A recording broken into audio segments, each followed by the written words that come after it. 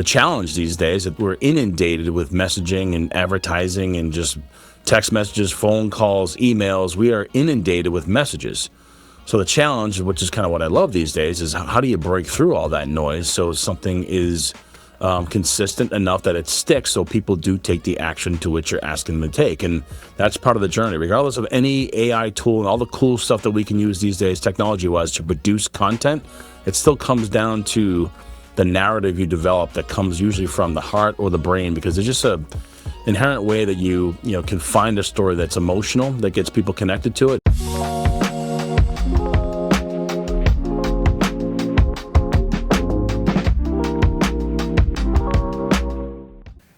Hey, Don. It's good to be talking to you, sir. How are you doing on this fine day? Doing well, Adam. Appreciate you having me on today and having a conversation.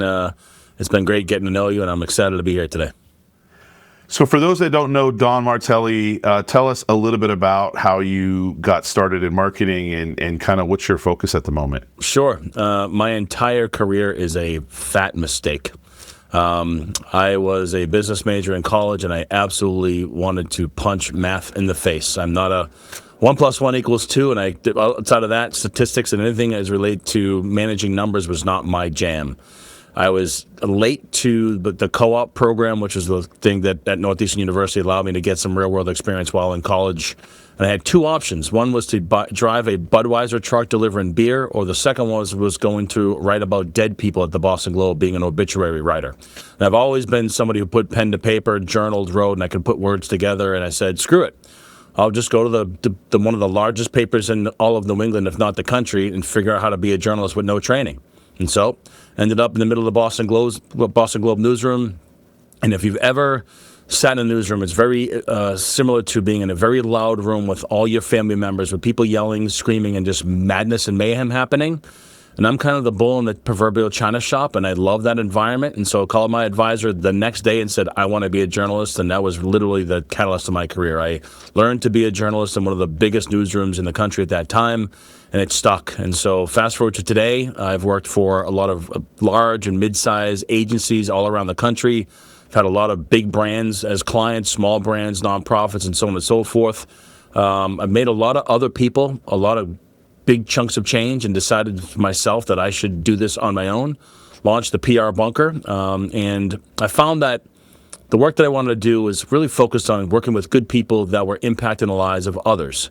And so the PR Bunker is a public relations and strategic communications agency that only works with mission-driven and impact-focused organizations. So my filter are good people, and their product, their service, their thing is impacting the lives of other people in a very, very positive way. So running the Bunker, we've got a pretty active book of business, and it's a national agency. And my role is storytelling as a way to generate revenue, growth, and just awareness for organizations in a variety of ways. But it goes back to my roots as a storyteller. Speaking of your roots, speaking of the Boston Globe, especially you just shared that you learned on the job, right? Like that was where all your experience in that vein came from. Was there anything in your life previous to that you felt really gave you an edge when you got to the Boston Globe that you just didn't think would matter at the time? Great question. So I come from a family of kind of blue-collar workers, right? My dad, God rest his soul, was kind of an iron worker, sheet metal worker, just kind of worked with his hands and knew numbers really well. He could see a wall and say, oh, that's 6 feet and 3 inches. My mother was a teacher, communicator, kind of worked in the school system as a union worker. So those two folks, and they got divorced when I was 12 years old. And so seeing the two of them work their ass off just to make our lives consistent was sort of a mentality I moved forward with working. But when it came to being a journalist, what I realized was it's kind of a blue-collar gig, right? You're networking with people, you're having conversations and asking good questions. And I was kind of that annoying 8-year-old in the backseat of the car saying, are we there yet? Are we there yet? My father would be like, shut up. We'll get there when we get there.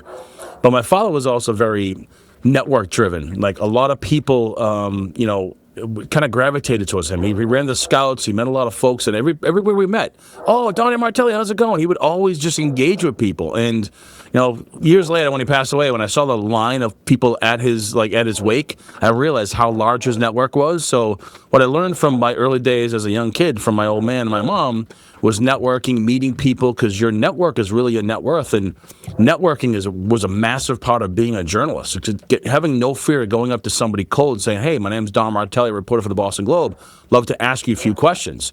Because not everybody has that kind of extrovert mentality. And so just talking to people and communicating, I just learned early on through my roots with my parents that just carried through every single career change I've ever had. And I would imagine, knowing you, that that's obviously a trait you've continued to bring to all the work you've done past, beyond the Boston Globe, and you've strengthened it and developed it even further. I mean, as you started PR Bunker, I would imagine that's probably one of the strongest skills between that and what you described earlier, storytelling, and the passion for the specific kind of industries that you like working with and talking to. That all just kind of becomes the perfect mix for you. Yeah, I mean, I think every organization has an audience they want to communicate with, and there's actions they want those people to take, whether you're a nonprofit, a digital marketing agency, a technology company, Google, McDonald's. Everybody has something they're selling to somebody, and oftentimes it's the story and the language we use to get people to pay attention. The challenge these days is that we're inundated with messaging and advertising and just text messages, phone calls, emails. We are inundated with messages. So the challenge, which is kind of what I love these days, is how do you break through all that noise so something is consistent enough that it sticks, so people do take the action to which you're asking them to take. And that's part of the journey. Regardless of any AI tool and all the cool stuff that we can use these days technology-wise to produce content, it still comes down to the narrative you develop that comes usually from the heart or the brain, because there's just a inherent way that you can find a story that's emotional, that gets people connected to it. And that's kind of the journey I love, working specifically with mission-driven organizations, because oftentimes those good stories never get told. And I'm the guy that goes in and tries to find them. So it's just, storytelling and communications. Every brand needs it in some way, shape, or form. And I find myself kind of at the epicenter of those challenges. What's the first step that you usually take in order to try to uncover that story, especially these days where it feels like hitting the publish button is just way too easy, and creating maybe stories where there aren't any, or just being inundated by, if everything's important, nothing's important? How do you kind of pick what's story worthy? Great question. I always start with the 3 Ps: people, place, and product. So take a nonprofit I work with. They're called Hearth. They're focused on ending elder homelessness in Boston. The people, they help those that are dealing with all types of mental health, drug and addiction issues, and they help them get off the street. Those are the people that they impact. But it's not just the people that they're impacting, but also the people that work for the organization, right? Those that are so passionate about the organization. Their place is health and wellness, affordable housing in the greater Boston area. And their product is the fact that they have full wraparound services to get people from the time they're on the street into a house and back into society as, folks that are clean and sober and living kind of a good normal life. And the way I find those stories is on day one, I start to interview people and have conversations. And let me tell you a story about Lisa. Lisa's a woman who works for Hearth, who a few years ago was on the street because she had a decision to make. Live in a house where I was in a battered relationship that we could no longer afford, or go live on the street. Awful decision to make. She goes to live on the street, gets in all types of problems. Eventually comes across an event that Hearth was having on Boston Common, meets our executive director, has a conversation, and over that time starts to get clean, gets sober, gets into a program, gets housed, starts to volunteer, now works for Hearth. I told that story to a reporter for the Boston Globe who covers health and human services and what's going on with the senior living community. Lisa becomes the micro of the macro story around affordable housing and homelessness and so on and so forth. I took that story that ran in the Boston Globe, spun it into a 2-week marketing campaign that resulted in $225,000 in gifts to the organization. So to answer your question, I put on my reporter hat, grab my trusty pencil and my reporter notebook, and I walk in there and ask the questions. Tell me about the organization. Who do you impact? What's the process like? And what's an example of somebody who's gone through the journey here at Hearth? Oh, let me tell you about Lisa, Don. Oh, okay. I'm writing that story down. I'm just banking it for the right moment in time. So it's that annoying 8-year-old in the backseat of the car. Are we there yet? That allows me to get to the story, and then stories of the people, the place, the product that goes into everything I do. Have you ever found yourself in a position where one of the organizations that you're working with is still or maybe not still caught up, but their approach is just like trying to go for the quick win, trying to go for the quick story. When I say quick win, I mean something that they feel is a win, but really is probably a little bit more like a thin win. Did you ever walk in there where somebody was trying to approach it in that way? Hey, we got social media. This is really simple. We could just go ahead and tackle it this way and just put it out there. Yeah. And you came in and said, let's dig a little bit deeper. What happened? Yeah. Every organization I work with is kind of in that mode, because those that are not in the communications and marketing space like we are their brain forces them to think push, push, push, push, push. Like, the issue with that is they're not hearing their audience. I don't care what you're listening to or reading, Don, but here's an advertisement. Here's a social post. It's just a deluge of shit. Excuse my French. They don't spend the time to realize who is the audience you're trying to communicate with? Where are they having conversations as it pertains to what you want them to pay attention to? So every organization has some level of that dial. They either don't have somebody internally that manages those channels, or they don't have somebody who's really paid attention to the messaging, where this email says this thing, social media has another thing. They've got a banner on their Facebook pages from like 19. Because it's just too easy to say things, right? Correct. It's just too easy to say things, Really or to push. create a graphic or whatever it is, Think and of it this just way. no alignment. So if you and I were on polar opposite ends of the political spectrum, and I said, I am blah, blah, blah, blah, blah, blah, blah, and I'm just forcing that down your throat, and you're forcing your opinion down my throat, we're not having a conversation or a dialogue to truly understand where you're coming from with that opinion, so we can be more informed. And so as a communicator, it's not about push, but rather content that gets people to talk and have engagement. Connection. Correct. It's kind of like networking, using your content to network. And every nonprofit, they're designed to fuel the mission, right? Raise money to reinvest into their mission, to make the impact they're trying to have. And oftentimes, people that donate to organizations that are in the nonprofit space want to know, where's my dollar going? What is the impact that it's having? And so I can say, X percent of this and that and the other thing. But if I tell Lisa's story, that's much more compelling than any data point on a sheet of paper.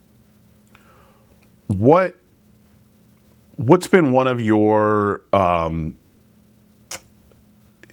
where I would say like toughest challenges in that space? Was there something that popped up anew sort of in the process of what you were doing and kind of really knocked you on your heels and maybe it wasn't what you were expecting and caused you to have to? I mean, maybe it was a flat out mistake or a loss versus a win. Yeah. But I'm interested to hear, like, did you ever have a situation like that just kind of was like, this is a really significant learning opportunity, and it made me, made you rethink a little bit about your approach and made you better for it now? Yeah. Honestly, it happens almost every single day, and here's why. The media landscape these days is so fractured and so dispersed that it's really hard to get media coverage. And so I have counseled clients through, hey, look, for example, I'm working with an organization that is focused on raising money to fuel innovations, jobs, and technology advancements in rural parts of the country. And they have a really great story. They're doing incredibly fantastic work, and it's funded by a lot of the kind of big tech giants, but it's really kind of to bring opportunity to small communities. And so we launched this index, got this great tool that people can use, and it's a really, like, as a journalist, it's like no BS. There's a decent enough story there where I feel that I'm compelled that I can use my contacts and pitch stories out. Been pitching this story for a couple weeks now. I had some pretty decent success with it, but I forgot to see what everybody else was talking about in this space as it relates to AI and building up data farms in the middle of nowhere, and like what was the negative side of that narrative. And because of like my like happy-go-lucky approach to this kind of story, reporters like, "Oh, have you thought about this angle?" And I'm like, I didn't really think. And I was like, "Oh shoot, I probably should have just mentioned this to the client, that this is something we should explore." And so I had to kind of like eat a little crow and be like, "Hey, look, I just didn't. I had a blind spot. I didn't see this coverage or this story which resulted in this kind of conversation around how NIMBYism and local, rural folks are saying, hey, we don't want these big data farms in our community because they're not creating the jobs that we think they were. They're kind of lying to us. So it's like counter to the pitch I was creating. So hey, ignore all this. And so what I've tried to do now is, and the client and I were talking about it a week or two ago. How do we take that to our advantage, right? That, this is just a dialogue. Hey, some folks say this about this. We're saying this. Let's have a conversation where it's about not just about immediate impact to local community, but the 3 to 5 to 10 year impact that these projects can have in the local community in a positive way. So not just about immediate jobs and tax revenue, but the long-term investment these companies make. So it's because of my blind spot in media, because there's so much going on in the media space generally, right? And then, being a solopreneur, you can only use so many tools to kind of capture stuff, and you got time to go through it all. So just one, I'm pretty brutally honest with my clients. I'm like, hey, look, I shit the bed with this assignment. I couldn't get any coverage because I either didn't work hard enough, or I didn't get enough people on the phone, or the emails weren't getting through, or just the media did its thing. Because the biggest impact on my work, at least when it comes to just public relations, because it's not the only thing I do, it's the why now. Because I'm pretty good at finding the stories within the organizations I work with, but it might not be relevant for right this second, because there's so much going on, literally unfolding live on TikTok as we speak around the world. And so you're just up against this tsunami of a 24/7, 365 news cycle. When back in my days in the late 90s, people actually went to the store and bought the newspaper. That was breaking news versus bing, bing, bing on your phone every 2 seconds. So that's the learning lesson. Just volume, media monitoring, and blind spots are abundant in my space, which I'm going to be cognizant about. What is one thing that I don't want to say dislike, but one thing that maybe you dislike, and one thing that you think is incredible about the state of what you're doing in PR and storytelling today in comparison to, you talked about the Boston Globe and journalism and all that. I mean, I've got my feelings on the difference between, communication and marketing and all that now versus 20 years ago as well. What's one thing that you it's just the old man in us talking or something like that versus something that you think is actually really incredible that you love about doing the job these days? Yeah. I love and hate it, and it's volume. There's so much. When I mean by volume, I mean volume of content on particular topics, volume of channels that we have to manage now as communicators. It's not just pitching stories to the media. It's managing social. It's managing email. It's managing Substacks. It's managing individuals, executive levels, profiles on social media. There's no shortages of endpoints of communications channels. So that volume is daunting, right? And, you only have so much time in a day for 6, 7, 8 clients, and you can't manage 49 channels at once. So it's the volume of technology, volume of information, and the volume and the pace you need as a brand to stay in front of those audiences you're trying to communicate with on a regular basis. Because I think of the media these days as standing by the riverside. If you're by a riverbed, you can see everything that's flowing by you. The minute you go step off to go finish your picnic, the river's still raging, bro. There's stuff flying by you. Even with sports. Sometimes I'll be I'll be so locked in the work I'm doing. I'll get a text from a buddy. Oh, you see that the Patriots traded so and so? I'm like, dude, I missed that. I was like, when that happened? He's like, 3 hours ago. I'm like, and 3 hours ago it's 3 hours, but it's just so fast. And it's so dependent on just staying on top of everything all the time that I love to hate it and I hate to love it. Well, there's an opportunity there, as well as as you were describing it, there's labor, there's a lift, there's effort that has to be put into all that. I mean, just thinking about monitoring all those different things. Yep. And having all the individual, having your eyeballs to monitor all that stuff, be aware of it, and then, like you said, the channels individually, understanding the nuances of all those individual channels, the potential culture and etiquette of posting on this particular network versus over on this network, as well as the algorithm and how it ends up even grabbing your story and taking off with it. Absolutely, I could totally see that. I'll give you a contrast, right? So when I started in PR, I was beyond thrilled that I could take a single press release, put it into a fax machine, and press a single button, and that press release would be distributed to 10 different news outlets at once. These days, I've got literally, as we speak on the machine to my left, LLMs running that are doing 24/7, 365 monitoring for my clients, pulling into databases, giving some rough pitch ideas and things I should be pitching for my clients, suggesting which reporters I should go after because the media landscape is changing every single day.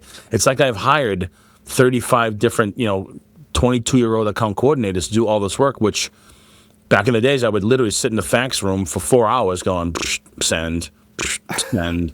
And so, again, volume and speed, it's still the same thing, though. We're still pitching stories to the media. It's just faster, more reliant on technology, and the news cycle is just a mother these days. But that contrast from, late 90s, early 2000s to now, and it's just amazing how far we've come in this business. But it's still, again, about good storytelling and good content. Well, and speaking of the LLMs you're talking about, right? So in an age of AI, and I know you're an AI forward person, how are you? It feels like, especially if you have an agency, you have a business that's doing this as a service, you're offering this to other clients. It's you have to stay competitive. And also the method for doing all of this stuff is just going to continue to be faster and faster. Right. It can't be a question of should I adopt AI or not. It's you're going to have to, and you have to evaluate whether or not it's going to have a significant impact in any of the work that you're doing. And everybody, I think, will be touched by it in some way, shape, or form. But other markets, other disciplines such as marketing and PR and all that. Content is one of the first to be impacted by this.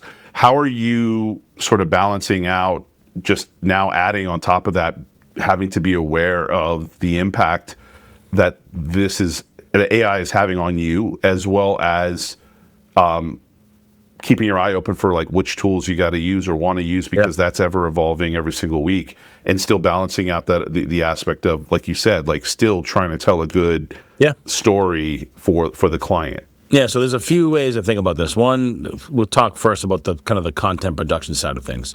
So I'm clearly all of these tools, whether it be Gemini, Perplexity, Claude, and GPT, they're pulling from the web in some way, shape, or form. So they're pulling from resources that exist. So if the first day I sign on to a client, what I ask them to do is send me, internal documents, things they've written, articles. I try to collect and report against a variety of things that kind of allow me to baseline their brand narrative. But there's things that these tools will not pick up, which is the emotionality side of content, the personality that people have. Not just the brand, but if I'm writing talking points for an executive for a financial services company, he approaches the language he uses in a different way than somebody who's more soft-spoken for a nonprofit. So there's things that these tools just do not pick up until you start to train them. And so every client I work with, I'm brutally open about what tools I'm using and how I'm using them to kind of train them to use them the same way. Because what I try to do is become more of an architect on the work that's being produced and using the tools. But before the tools are activated, I'm training, programming. And so I'll take a week and a half, 2 weeks of developing my own content, reviewing brand guides, and giving them an assessment of what I feel what the real stories are and the language is. I build their own kind of AP style book, the language we do and do not use. And so then as I activate a project on any one of these tools, I say, hey, look, Claude, working with nonprofit X, this is what they do. Here's their brand guide. Here's the language that's been approved. Here's press releases that they've written in the last 2 or 3 years that's still relevant. Here's media coverage. I literally will program it and say, moving forward, you will be my account coordinator on this assignment, and I'm going to ask you to do very particular things, such as research this kind of media outlets, find reporters, develop first initial pitches, but nothing that goes to my client goes out without me filtering it as an editor to say, okay, this language is good. And every time I make changes or adjustments, I tell the LLM, right, wrong, maybe so, this is what you need to correct. And then once the client looks at some things, that feedback loop constantly continues. So over time, that LLM gets wicked smart, as we say here in Boston, about the client that we're working on. So you got to train it and learn from it. So outside of the content production, the other way I think about leveraging these tools for my clients is monitoring, is capturing ideas, always trying to be a step or two ahead. Hey, we just launched this campaign for this client, Claude.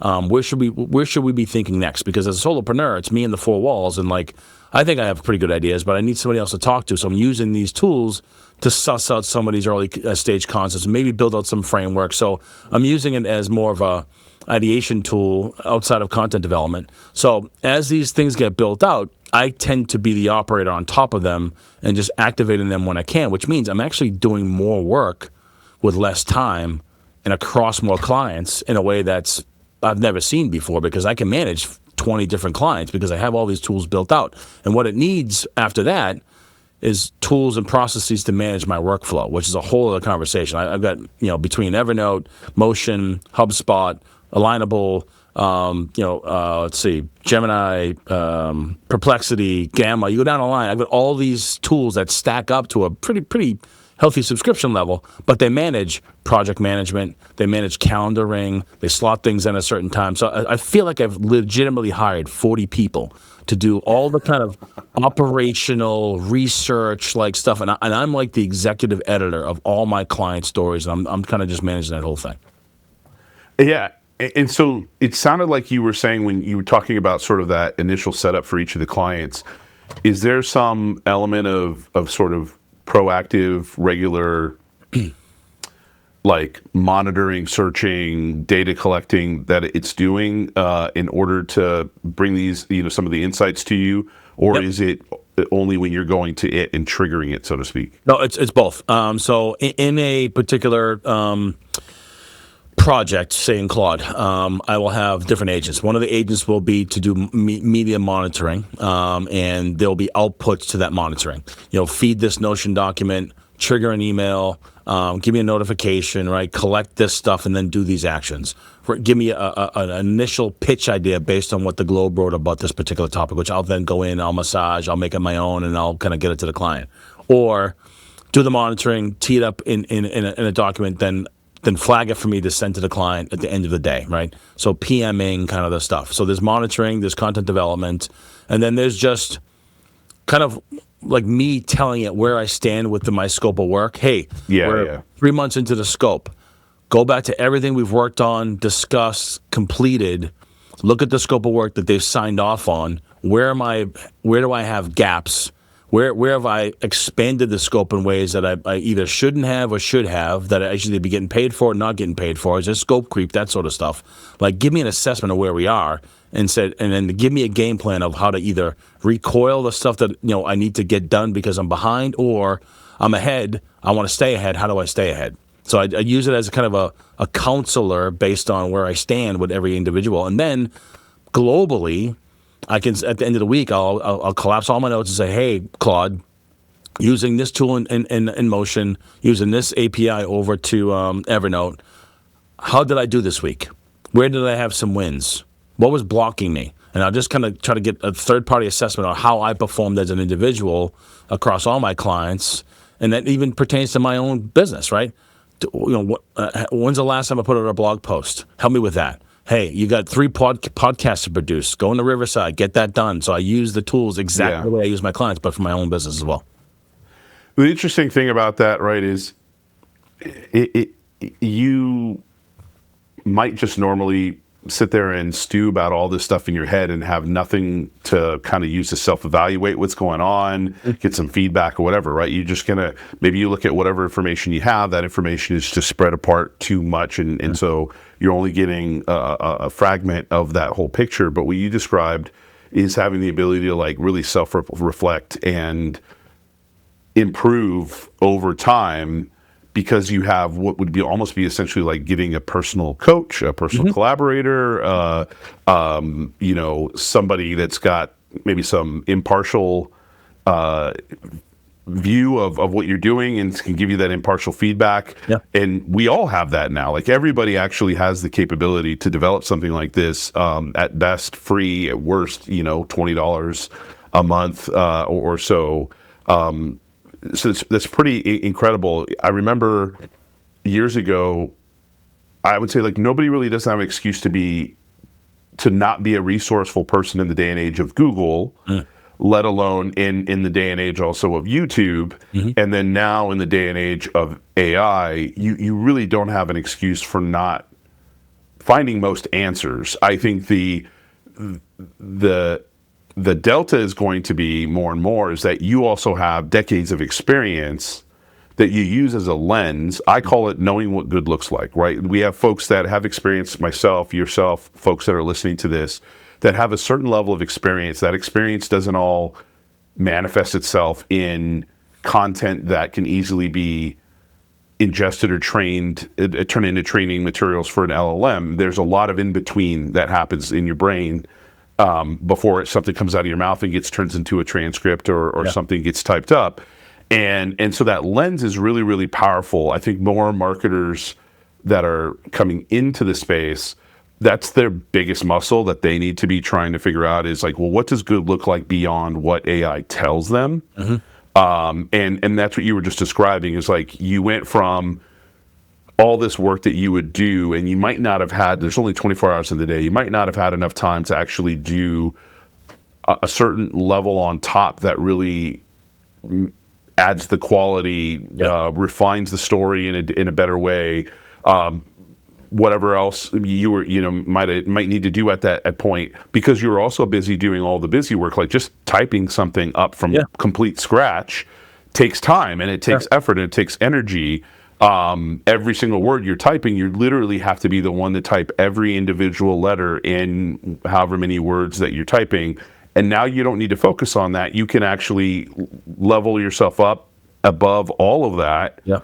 And you know what good looks like, and that's where you're staying right now. I mean, that's where your focus is. Is that true? Yeah, very, very accurate. I mean, I'm even to the point where I'll just trigger a functionality where the microphone turns on. So instead of typing, I just speak to the dialogue box. So it just, it translates what I say. The problem is I unapologetically disrespect the letter R because I talk like I'm from Boston. So oftentimes I got to go back in there and fix the edits. But I'm always trying to find ways to just truncate my time to do the things I got to do. Yeah. And so like one of the, like going back to like the fact that I was interested in becoming potentially a writer back in those Boston Globe days is because I always journaled. I always wrote. So I still journal to this day, but the journaling is a little bit different. We talked about this before. You and I are kind of OG guys from Evernote, right? Shout out Evernote. Evernote kind of just capture stuff from the web and little notes and little things like that. And these days I have it automatically programming as every morning I open up Evernote and it shows me a daily note, like an entry. And the entry has multiple sections. One of them is like, what are your morning priorities today? And the morning priorities could be like, take the dog for a walk, eat healthy, give your wife a hug, text the kids, send this client. It's just 3 priorities. Like, what do you want to get done today? Just high level. Yep. Second section is about the mindset. Like, what do you feel? Like, how do you feel today? Like, you pissed off? You're angry because like that Monday after the Patriots lost the Super Bowl, I wanted to kill the world. And I was like, this sucks, right? But then 3 days later, my mindset got a little better.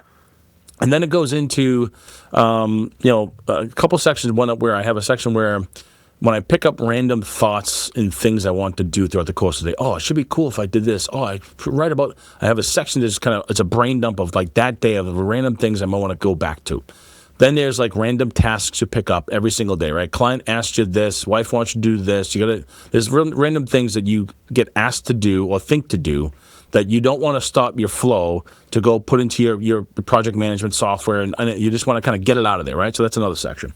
Then I have another section where it's just about every one-on-one or meeting I have. It collapses all my notes and talks about the action items, and then the tool will tell me, spit out an after-meeting note to the client. Hey, client, blah, blah, blah. It gives me all the action items, which I automatically send. And this captures all my to-dos. Then the bottom half of that is like, how'd my day go? Like, what were the blockers and challenges today? What's going to be transferred to your project management software that you didn't get done throughout the course of the day? So every single day I've got this like little breadcrumb of like how I'm doing across my business, my clients, and in that tool, I can clearly export some stuff, but there's also AI in that tool where I can say, hey, in this past 2 weeks, like what are the wins I should celebrate? What are the things I'm really screwing up on that I need to get back to? So just to your point, it's like having having 45 different account coordinators. I feel like I've got a whole bunch of kind of strategic counselors just trying to find if there are any gaps or insights based on everything I'm telling it that can just make me a better counselor, a better writer, better, friend, better colleague, better networker, just to always trying to build every single day. You talked earlier about the relationships that you built going out and meeting folks when you were a journalist, and I know that you continue to do that. How what's a tip for creating relationships that are,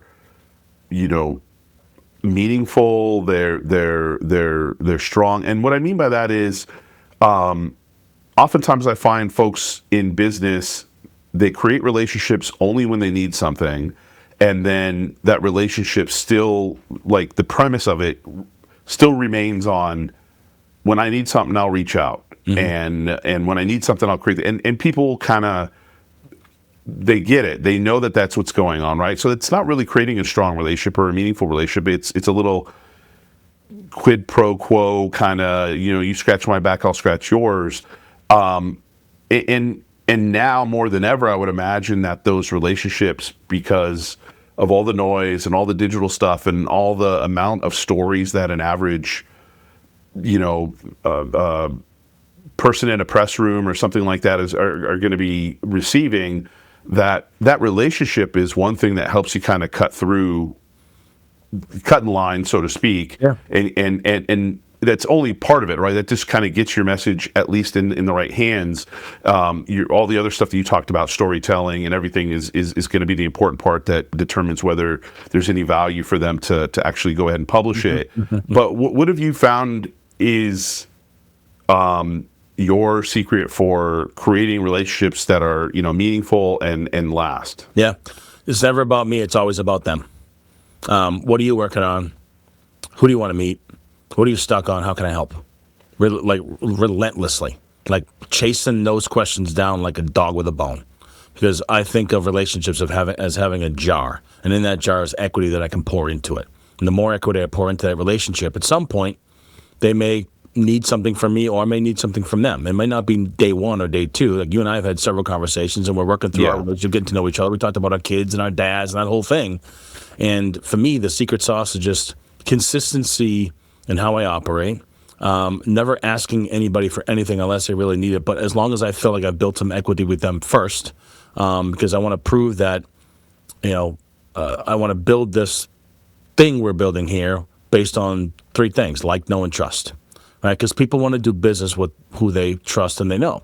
When it comes to working with journalists, like I know the lead business reporter for the Boston Globe really well. Text them back and forth from time to time. I've pitched him a multitude of things, and he doesn't write about everything I send him because it might not be relevant, might not be the why now, but he answers the email. He'll answer the text. Great, Don, not relevant. And so for me, my business is entirely built on kind of the network of folks that I've met over the years. And I'm kind of a habitual networker where I know that there are certain people I want to keep close and talk to regularly. And that could mean just a quick text, quick phone call, a comment on one of their posts, or sharing something. Hey, look, Adam, I was out of the restaurant, and I thought about something you and I talked about the other day, and I thought about my old man. Hope all is well. And it could be just a quick little touch point. It's about being present, because at some point when somebody says to you, hey, I got this issue going on with my company, need somebody who's kind of like knows the communication space and PR, does crisis communication, you're going to say, I got this fast-talking Bostonian, his name's Martelli, you should talk to, because I've just been present in your life in some way, shape, or form. And oftentimes, because of that journey, what starts as a business transaction of, hey, my name's Don, hey, what's going on, Adam, and we're talking about our agencies, it turns into conversations about our wives, our kids, our lives, and Captain America and the PR bunker and all the things that you and I have been talking about in our podcast, about that. So it's just consistency. And it's a hard thing to do, because we all are guilty of this, collecting business cards that sit in your desk drawer that do nothing for you. What people forget is that those business cards represent people and relationships who are connected to other people. So it's not just about the one-on-one between you and I, but our collective networks are stronger together, right? And so I want to be the guy that people think of when it comes to nonprofit and communications, or crisis communications, or wanting to know the market. And sometimes it might not benefit me. They just need some resources from me, but that's cool, because if I'm helping you out, at some point, if I do have an ask, you're probably going to try your best to deliver on that, because I've put the quarter in the relationship jar. So how do I do all that? I use a variety of tools, right? HubSpot, to kind of track contacts, my phone and everything else. But again, I'm not in the business of collecting people, because regardless of all the technology, I think us human beings have to kind of fight it a little bit to make sure that the human-to-human connection happens. And you and I have never stepped in the same room together, but we've hit it off pretty frequently and regularly because we don't compete, we complement, and we kind of come from the same world a little bit. And so what you've experienced with me in our early stage of our relationship is how I treat everybody I meet. I'm always have to, like, regardless of where they're from, their background, their political affiliations, their sport, unless they're a New York Yankees fan, then we'll leave that side. But generally, I can get along with everybody. And for me, I think of every new connection as something, it's an opportunity where I can learn from them. Because they've done things in their lives that I've never either imagined or ever experienced, I don't even know about. So I go in with that kind of half full, like, as a journalist, are we there yet mentality, and I treat every relationship the same. Yeah, no, I agree with you with all those things. I've never quite found that just putting yourself out there to make a connection. There's that Glenn Ross, ABC, right? Always be closing. And I was like, no, ABC, always be connecting. Just connect with folks, create that connection, and be the connector and the opportunity hunter, not for yourself specifically always. Look for those opportunities for everybody else. Mm-hmm. Oh, Don needs this, and I heard somebody mention this. That's an opportunity. Let me go ahead and share that with them. And again, if something's right, if there is an opportunity that pops up in somebody else's mind and they're associating me with that, then that's awesome. But to your point, it's not even just all about the transactions. Like, it's not all about, can I get business off of this? Just even being able to learn. I think understanding marketing, understanding customers, understanding the different segments of market segments and individuals that my clients work with, all that, it's amplified by just listening to what other people say sometimes, sitting down and having conversations with somebody about somebody that worked at Intel about kind of the way they do processors and how they see stuff going on in the market here and this and that. And that turned into me having a really good understanding of a certain area of business. And in addition to that, like, investing in some stocks pretty good, because you just listen, right? You ask all the questions, then you know what to say afterwards. Yeah. Versus starting off by stabbing folks directly with your first comment, if not your business card. You love it when you go meet people in person and they're doing the, hey, nice to meet you, and they're just stabbing you with that business card. That happens digitally. That happens whether or not you're in person as well. I want to talk a little bit more about the networking side, because in addition to PR Bunker, you also work with Alignable, and that's how you and I actually met. Yeah. And it's interesting because normally a lot of my clients tend to be on LinkedIn, but somebody mentioned, hey, go check out Alignable. And I had heard about Alignable for a long, long time. And I'm trying to remember, there was another network a long time ago that used to do, the whole, like, upload your contacts and we'll send out all of this to folks and kind of get you connections. Alignable does some of that in some ways, but it's not just like a clone of, like, let's say LinkedIn. Mm-hmm. It's very much built to try to create a perfect storm of networking, right? Whether it's with a good partner, clients, or otherwise. And it feels a lot like, right, you took a lot of what you just described, your experience at the Boston Globe, talking and knowing all the folks in all the media companies that you work with, and then ultimately what you were describing even now, just talking to clients and all that, and you've absolutely just leaned into showing people how to do that, and you yourself eating your own dog food over on Alignable. What was it about Alignable that attracted you? It's interesting. So I've been on the platform for probably a decade, on and off. Like, most users come on, like, I think I got, like, the company itself does zero advertising. They have 10 million users on the platform, 20,000 people show up a week. And it's all because somebody refers them in. And so I had an account years ago, kind of went on and off. I just kind of came back to it. A couple of years ago, I was doing some prospecting for executive directors in the nonprofit space in New Hampshire. And I was doing your typical outbound email thing, right? And some guy, David, from this veteran nonprofit says, man, I'd love to hire you, don't have the budget, but let me send you referrals over at Alignable. I'm like, shit, I think I got an account over there. Go in there, reinvigorate the whole thing, put a little CPR to my profile. And it was clearly different between now and then what it was. And I went through the whole process of trying to figure out who I knew that was already there. I came across a guy who I haven't talked to at that particular point in about a decade. And he's like, Barry's like, hey, it's really strange you're in my queue these days. I'm glad to see you on Alignable. I've kind of reinvigorated my networking here because of it. I got this project that's 3 weeks worth of work. It's about 25 grand. I can't take it. Are you interested? I'm like, well, 25 grand, 3 weeks worth of work. Well, what is it? So I dug into a little bit, and it was ripe for me. It was messaging framework, persona development, little communications, all good stuff. Talked to the client, closed the business 2 days later. Within 3 days, I rejoined Alignable, got everything all squared away, closed 25 grand, and I said to myself, shit, who else is here? Then I started to figure out how the network worked.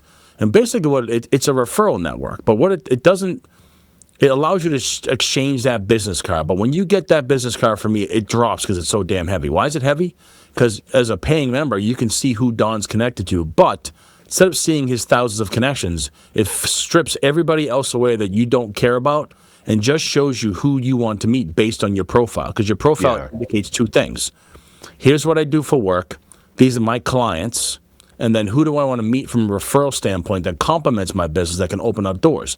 And that's as simple as that. And it's the difference of, I think LinkedIn is like this, right? LinkedIn is the event you go to, grab your name card, you walk into the room and you randomly meet a bunch of people. And you have those conversations, you add some connections, you grab a bunch of business cards, and you go back to your desk and you do some kind of random outreach. Now imagine, same event, go to the table, get your name tag, and every name tag that's on the table, there's about 50 of them then that are in the light color purple. That indication means those are people that are aligned with your business, Adam.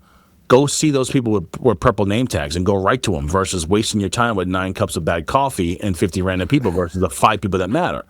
And so it's just, it allows you to have a framework and focus and intent with your networking, so you're not adding more business cards to the stack in your desk drawer, but rather building what I would call as an asset.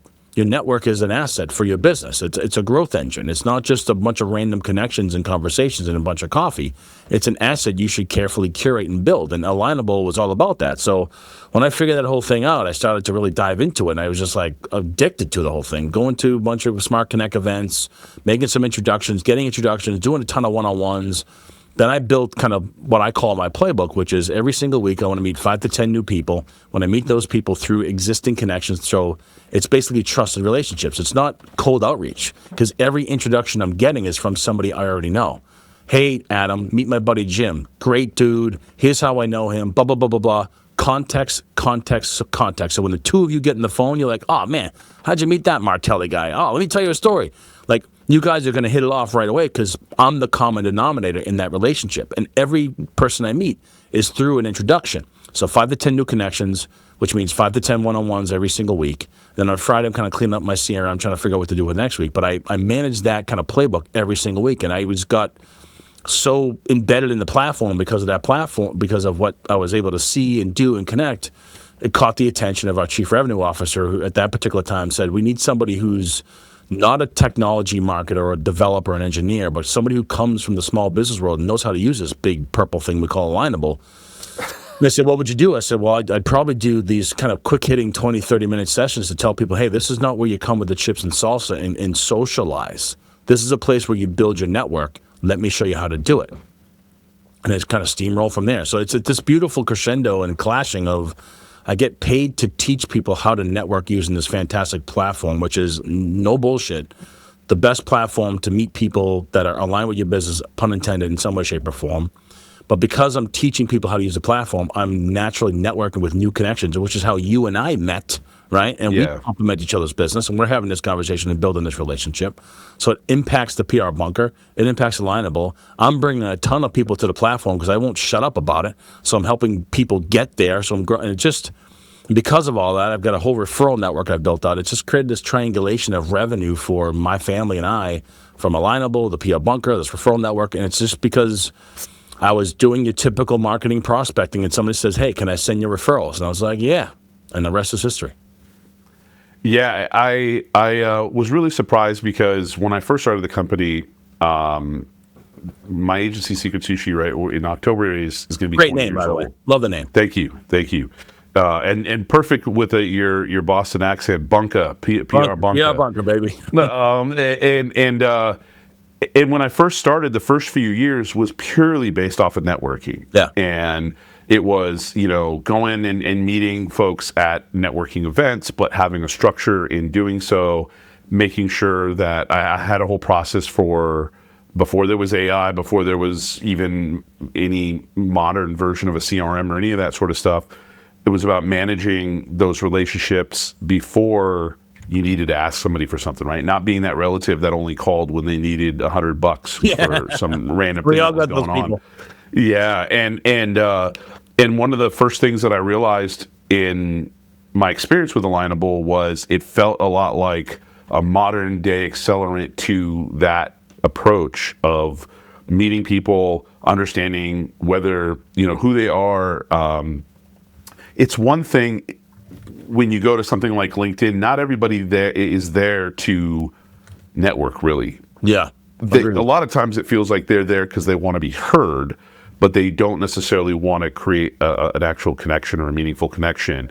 With Alignable, everybody, because of the way it's designed, everybody is there and they understand that, like, going and having a one-on-one or going and doing a smart connect, which is these really cool, just hour-long virtual and sometimes in-person. Yeah, speed networking.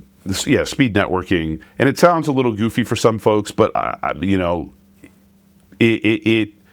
it's if you want to know people and you want to get to know them very quickly, and if you want to, like, I did a couple of them, and then suddenly I had my calendar filled with a bunch of people I wanted to get to know more, and had a bunch of one-on-ones. I mean, again, you were one of them. Appreciate that. And so absolutely, I think Alignable is really cool, and I've made it a part of my regular weekly, networking and engaging with folks in the community.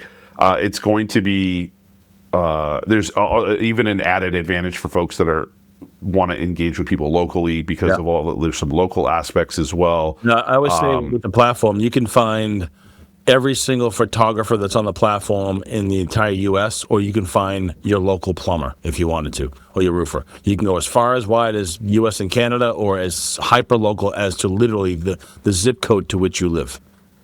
Absolutely. And it sounds like the owners and the folks that run the company also have been doing a great job of paying attention to what people ask and say, and they've been making a lot of improvements to it and everything. And they've got some AI baked into it as well. That's actually pretty helpful. Well, here's the story how it started. I mean, Venkat and Eric, the two co-founders, were at a networking event, and they hit it off and started to shoot the you-know-what. And they were so frustrated with networking at that particular time that they kind of had another meeting and had all their business cards and kind of had it up on the wall and trying to figure out, what do we do with all these relationships, realizing that there's value in those cards and those people, that they know people. And they kind of came up with this this idea and start to build it out. And just because it was two guys networking, frustrated with the typical way people networked, that said, it's broken, we need to fix this. And they kind of carried that flame, and they moved it forward. And they hired somebody who can build the actual thing. And ironically enough, most people ask the question, why purple? Well, the guy that built it, his wife's favorite color is the color purple, which is why it's purple. I think it looks great. It's cool. Yeah, there's always, every day that the platform's changing in some way, shape, or form, and Eric and Venkat do a great job of kind of managing the team to kind of get and pushing us all to kind of do the right thing. And it's a lot of dedicated people that come from the small business world like me that know what it's all about. So it's really built organically from the pain points that we all face as a small business owner. Okay. Couple last things. One, where can people connect with you, find out more information about you? Absolutely. You can literally find me on any single platform, but you can start with prbunker.com, PRBUNKER, not AH, bunker. So prbunker.com. You can literally just Google me. You'll come across me and my old man, but I'm still here.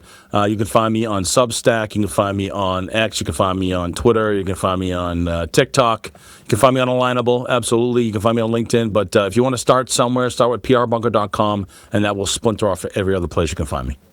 Awesome. And out of left field, I always end the episode by allowing the guest to ask me one question if they'd like. Interesting. Okay. If I was visiting you today and it was just you and I asked you to cook me a meal, what would you make? It'd be one of two things or a combination of two things. It would be Lebanese food because I'm half Lebanese, and Lebanese food is incredible.